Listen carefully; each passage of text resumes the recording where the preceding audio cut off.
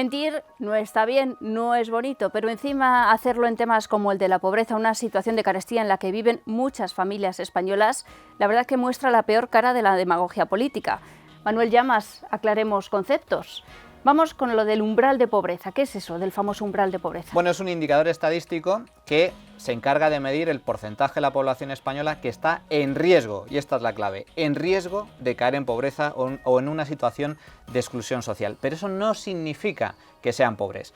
Ese indicador, 22,1%. Este es el porcentaje de españoles que están en el umbral o por debajo del umbral de la pobreza. ¿Qué es lo que mide concretamente ese umbral?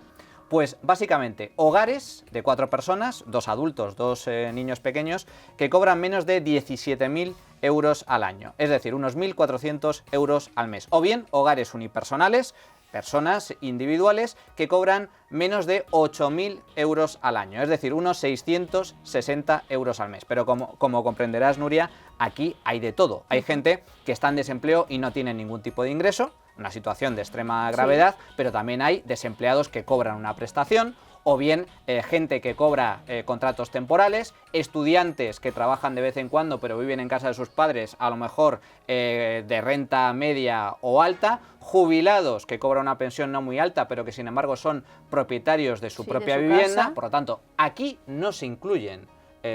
No hace referencia exclusivamente a los pobres, es un indicador mucho más amplio. Entonces, ¿cuántos pobres hay en España? Para medir de forma mucho más realista la pobreza en España hay otro indicador que es mucho más eficaz, que es la carencia material severa. Y esto también lo mide el Instituto Nacional de Estadística. El porcentaje concreto, 6,4% de la población española está en una situación de carencia material severa. Este indicador incluye 9 factores, 9 variables, por las cuales se considera que una persona disfruta de una vida digna, si tiene estos 9 variables. Y aquí se incorporan distintos indicadores. Por ejemplo, el poder disfrutar de una semana de vacaciones al año, el tener coche, el tener lavadora, el tener televisión en color, el poder hacer frente a las facturas de la casa, el poder hacer frente a las facturas de alquiler, a la calefacción. Es decir, si cumples estos 9 variables, pues se considera que es una vida digna. ¿A qué se refiere este porcentaje?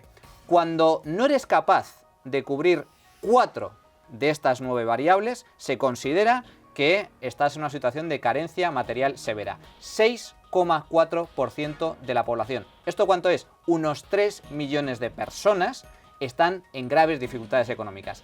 3,3 millones de personas, es decir, un tercio de lo que se suele aducir. Pero es que además hay un indicador que todavía refleja con mayor precisión una situación de verdadera pobreza.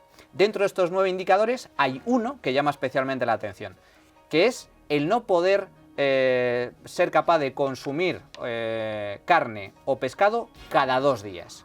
Si no tienes capacidad para poder comprar carne o pescado cada 2 días, es evidente que tu situación es de extrema gravedad. ¿Cuántos españoles no se pueden permitir comer carne o pescado cada 2 días? 2,6% de la población. 1,1 millones de personas. Esta es una situación de verdadera pobreza. Esta es una situación de verdadera y de extrema gravedad. Pero 1,1 millones de personas frente a los 10 millones que normalmente difunden los medios de comunicación en los partidos políticos es una diferencia abismal. Esto es la propaganda política y este realmente es el sector en el que tendría que trabajar si quisiera alguna solución nuestros políticos. Esta es la realidad. ¿Y cuál es la solución? Bueno, la solución es básicamente permitir que estas personas que se encuentran en esta situación, que la mayoría de ellos están en una situación de desempleo, se reincorporen al mercado de trabajo. El poder trabajar, el poderse ganar la vida por sus propios medios, de forma honrada. Y para ello lo que necesitamos son reformas que liberalicen el mercado de trabajo. La tragedia de España radica fundamentalmente en ostentar una tasa de paro próxima al 20%. Cuidado, no de ahora, sino de los últimos 30 años. Sí, no pasa. España siempre ha tenido una tasa de desempleo brutal. ¿Por qué? Porque hemos tenido un mercado laboral excesivamente rígido. Esto no pasa en países del centro, del norte de Europa, con mercados laborales mucho más flexibles. Dinamarca, los países nórdicos, Inglaterra, Irlanda, donde se permite a la gente poder trabajar libremente, a los empresarios facilitarle las cosas para poder contratar. Por lo tanto, la solución más reformas para flexibilizar el mercado laboral y que esta gente que está en verdadera situación de necesidad pueda ganarse la vida, pueda ganar un sueldo dignamente y pueda garantizarle un futuro mejor a sus hijos. Pues muchas gracias, Manuel. Un placer.